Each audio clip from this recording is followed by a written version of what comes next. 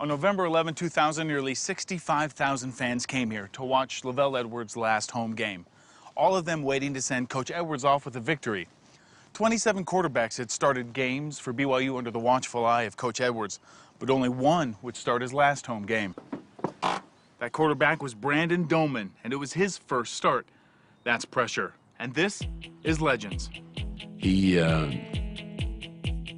didn't really ever get much of a chance. He was like a second or third quarterback on the depth chart that year.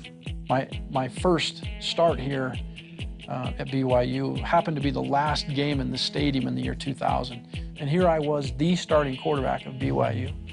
Lavelle Edwards is retiring. It's his last game to coach in the stadium that they built while he was the head coach. And I'm standing in the locker room preparing to get ready to come out on the field to be his starting quarterback. I was humbled. I couldn't have been more grateful and excited for the chance. It was as memorable of an experience as I've ever had. And we carried Coach Edwards off the field from his last game here. Doman keeps the ball, gets his head nearly taken off, and now he breaks into the open and will score. Touchdown, Brandon Doman.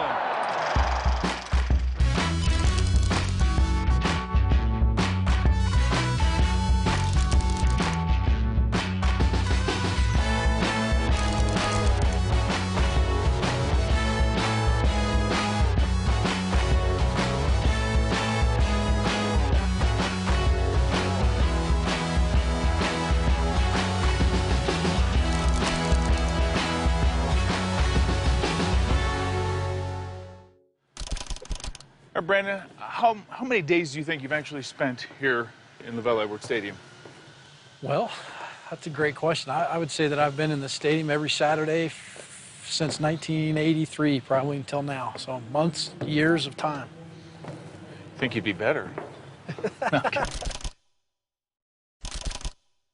Brandon has always been, even when he was little, he's always been more the quiet one of the four brothers, kind of reserved. We'd go over and hang out, and Brandon would be roaming around the house. You know, he's in 8th, 9th grade, and Brandon would walk in the room and just kind of check things out and look around, and he's sucking in all the information, and you could tell he was always learning, even at that age.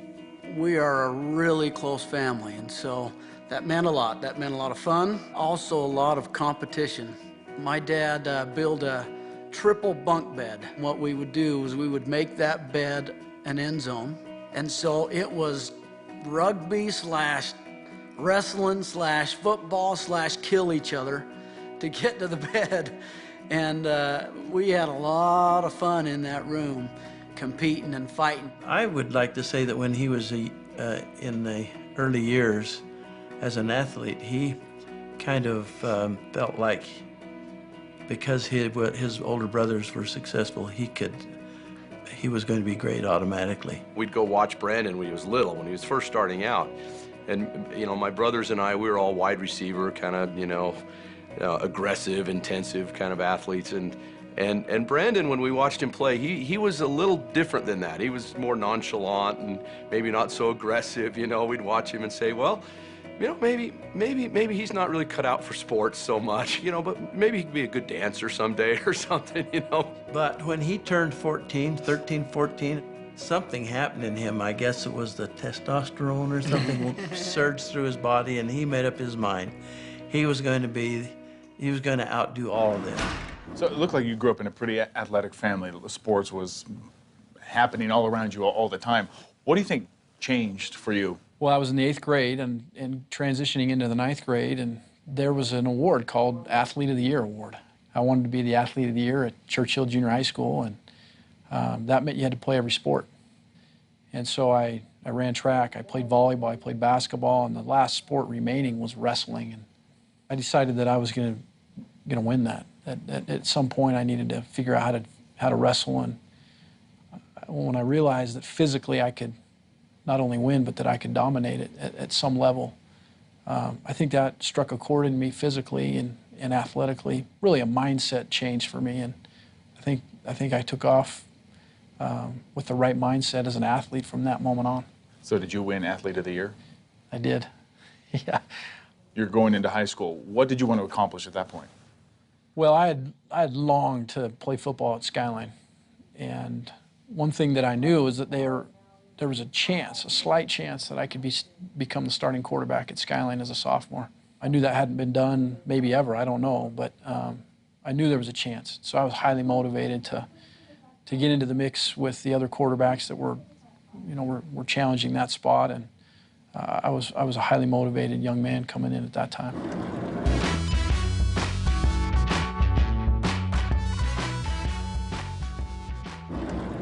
I had the real pleasure of coaching Brandon Doman while he was in high school here at Skyline. He's just a tremendous individual. He just has a lot of magic about him. People would come and we'd have standing room crowds only just to watch Brandon Doman play here at Skyline. We met in high school, and I was a sophomore and Brandon was a junior, and my parents were excited about that. And so they bought tickets to a Billy Joel concert. I didn't know who to ask. So little did I know, my brother said, I'll handle it. And in pottery class, he auctioned off the ticket. And Brandon was the highest bidder at $16. And so he went and had a great time, and then we just kind of been together ever since. When he was a junior in high school, that's when it really occurred to me that he was special. His, probably his best friend, or one of his best friends, Steve Corey, they called him Q. And Q was at our house. He started getting sick.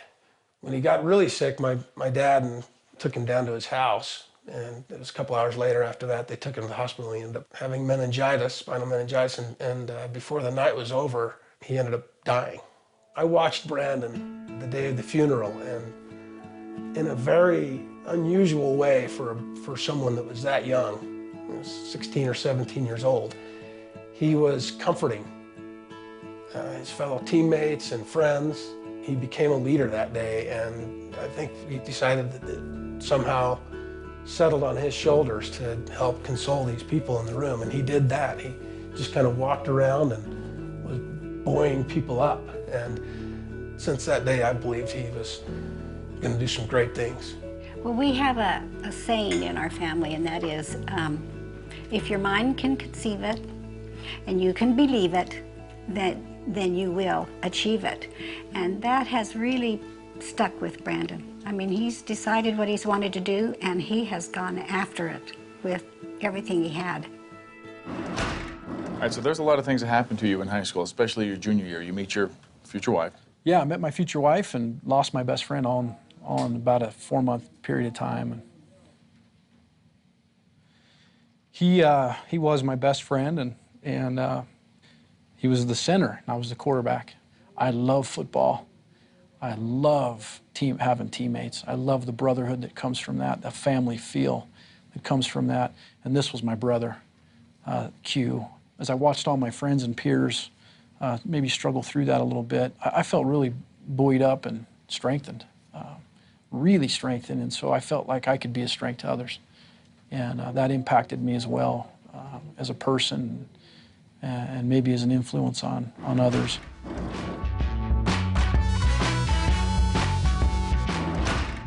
You've mentioned you won the state championship that year.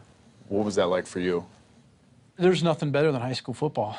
I've played at all levels now, and just the community feel, the neighborhood feel of lining up on a Friday night, having gone to all the games your whole life, with all of your very best friends that you'd grown up with, and then playing a game together, blood, sweat, and tears, and then actually putting together a span of an undefeated season and win it all at the end.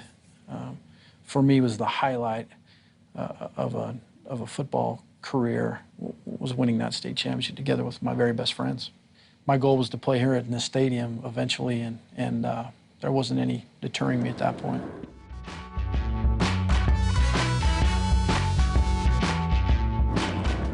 He came from a high school where they were just pretty big running school, and he was trying to play quarterback for one of the best schools in the country as a quarterback, and he had it hard. He could run well, but he had an unusual kind of a throwing motion. He was a little bit more flat and on the top.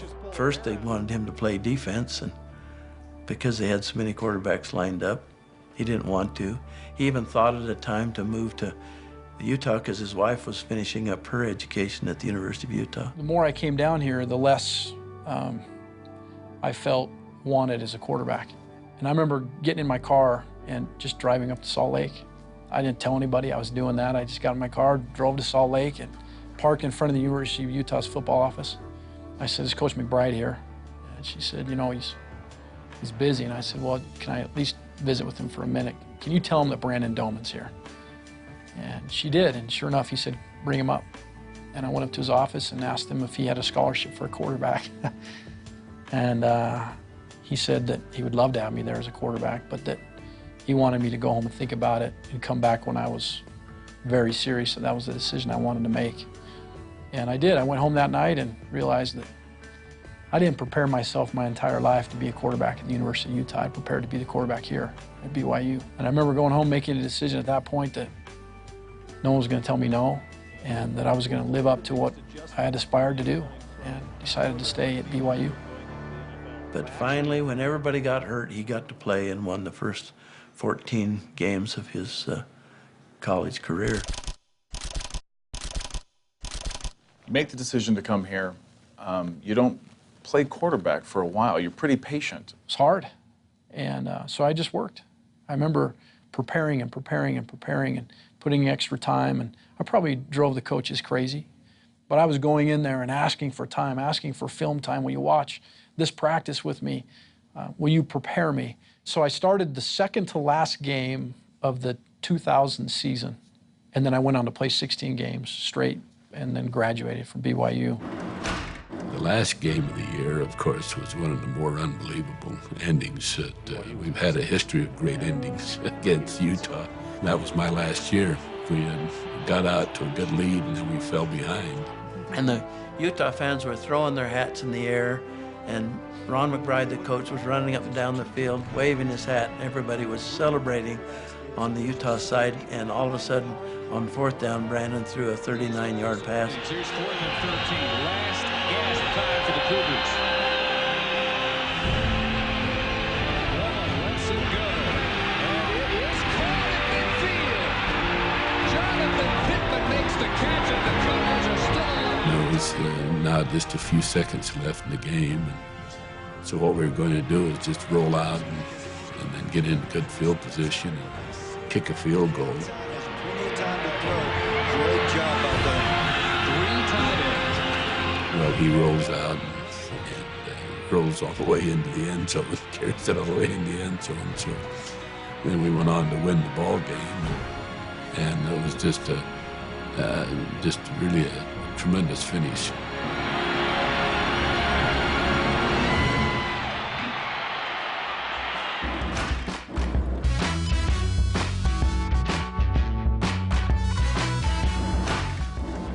All right, Brandon, here's the competition that we've got set up. This is going to be just your basic, I don't know what terms you use, just kind of called a QB challenge. QB challenge, drop back, roll left, throw at the target, do it again, roll right. And if you hit the target, then we'll subtract 2 points, or 2 seconds. And if you miss the target, we'll add 2 seconds. Are you planning on hitting the target? Not at all, actually. I was going to say we deduct 5 seconds if you're going to aim. Let's just go with 2. Okay. Just call it good. I'll let you start since this is your field. Okay. And you're going to copy what I do then? Probably step for step. Okay. You tell me when you're ready. Okay. You good? I'm ready. You run really well in high heels. All right. Oh, hit look at that.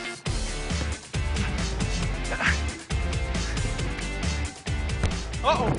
Wow. Okay. It was 11 seconds. So minus 4 seconds? Minus 4 seconds, 7 seconds. 7 seconds. Wow. You know how to get in a quarterback stance, right? It's like this, right? Sure. Is that good? I think that's no. do just You fine. tell me, Coach. No, you Come look on. fine. You ready? Fine. Ready. Oh. Is that right?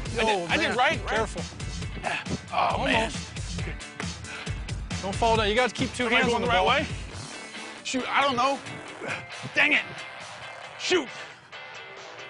You stop it. 13. I stopped 13 it. seconds. I stopped it a second late. Okay, all right. Well, look, obviously you did a little better. Okay. I'd like to set this up again and do it one more time. That's fine. Give me some pointers. Coach me, coach me. Okay, I'll be happy to help you. You ready? Because I ended up with, what, 17 seconds? A few things. There's really 3 things that make a great quarterback: timing, decision-making, and accuracy. Okay, and the real challenge for you right now Is timing, decision-making, and accuracy? Just those 3? are the three components. The reality here for you is you got to speed up a little bit. Go faster? And then ideally, we'd like to hit the target. So I'm going to actually demonstrate that for you. Please. The timing, the decision-making, and the accuracy Gotcha. for you. As you drop out of this thing, I want you to dip your shoulder and turn and run. Now, for the accuracy, you need to get 4 eyes on the target. So 1, 2, 3, 4. And if you get all 4 eyes on the target, chances are pretty good you're going to be accurate. Chances are. I'm not a gambling man, but yeah.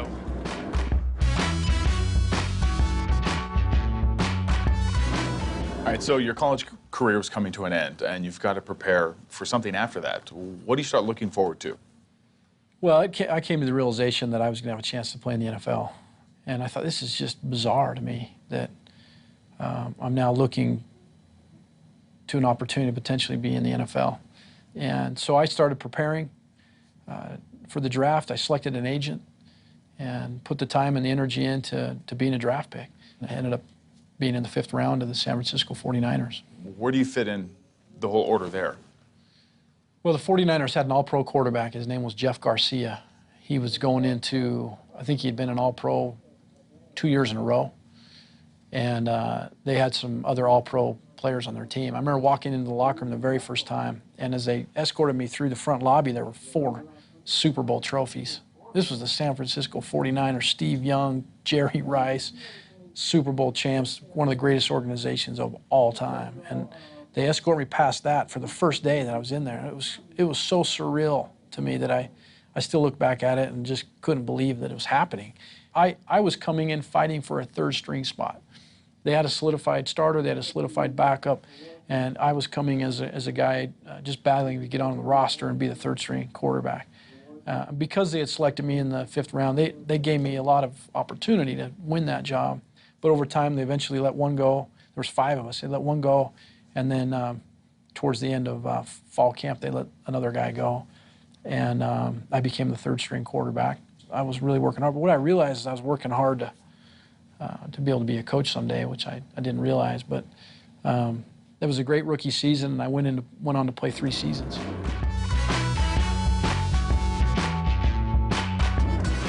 When he was playing college ball, I told him, do anything you want to do, but be a coach. I get a phone call from a dear friend of mine who was the athletic trainer here, the head athletic trainer named George Curtis. He says, you're supposed to be the quarterback coach. I just laughed and said, no, I'm not. They've got other guys more qualified and much better positioned to be the quarterback coach than I am. I'm playing football. But I knew that I had to pick up the phone and call my wife. He called me one night and he just said, hey, George, Curtis, the trainer from BYU, called, and Coach Mendenhall's the new coach, and he really thinks that I need to call him and apply for this, to be the quarterback coach. I'm nervous. I'm scared to death because I know she's going to say, you kidding me? No way are you going to do that. He was nervous to call me because he knew what I felt about it. And she says, Brandon, you'll be great. And I just instantly knew, just kind of instinctively, that he would be great at it. And I just told him that. I was floored. I said, you need to call him, you'll be great. And so he did. Here we are. During the year, there's about 4 different types of things we'll be doing. The 49ers used to do that with Jerry Rice, and when I was there with T.O. Now as the offensive coordinator, the responsibility now is on me to make sure that the scheme is right, that the coaches are prepared, and that what we're coaching and implementing can be transitioned and applied to our players now. I like to get away. I'm one of 4 boys, as we've talked about, and we are the world's best foursome in golf. That means you let people play through whenever they come up on you. We hit it all over the place, but we have a phenomenal time out there. I really don't do much golfing with anybody else but them. My wife is way into water sports and skiing, and so we'll take time in July to go out and get on the lake and water ski, and we have a dog. I like to get the dog up in the mountain, camp, and do those kinds of things. So when there's a time to completely remove myself from football, we remove ourselves from football. And then I love going out to eat. I love getting my wife and Friday night or whatever and going out and eating, eating some good food. Most staffs in America work all day Sunday. So all the work that they're doing on Sunday, we're catching up on early in the morning on Monday, which would be a film review and grading of the previous game to now preparation for the next opponent.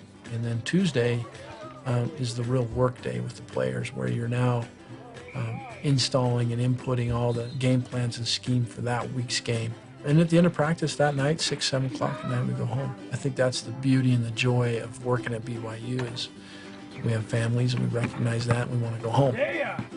And our head coach, Coach Mendenhall, provides that atmosphere for us as a coaching staff.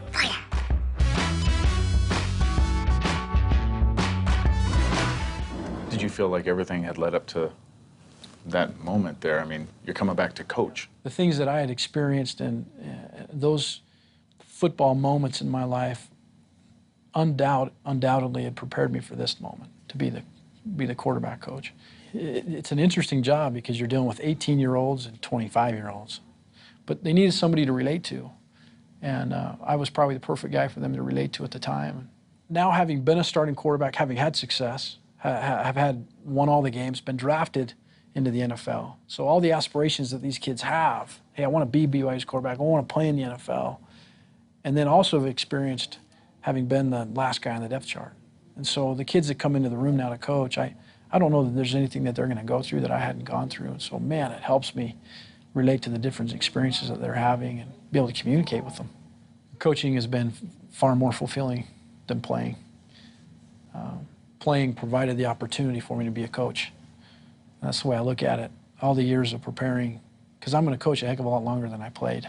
That's one of the things that I really admired about him, was he stayed, he persevered through it, and he ended up, I mean, he was a Heisman hopeful. He was running for Heisman. You know, going from no one believing in you, I mean, and to see where he went with that was one of the things that I'll always remember. He's just genuine, I think is how I would describe him. He's just real. He doesn't want the spotlight on him. He wants to live his life, and he's a really hard worker. One thing is for certain, and you know what that one thing is. The best quarterback that ever came out of Skyline High School was me. Thank you very much for being what you are and who you are. I love you, you're the best, and we're sure proud of you. Keep tearing it up, and you're awesome. I'm just so proud of the way you have lived your life and what you have accomplished in all areas of your life, and I love you very much. I love you, and just have been the luckiest girl ever to have kind of grown up with you, and I've just enjoyed watching you make your goals and achieving them. Love you.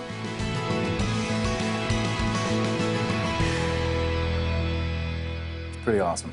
To have family members talking about you like that is a unique experience, and to be on the show is probably not fair. It would be better to have everybody have the chance to do that. So I'm humbled that this occurred.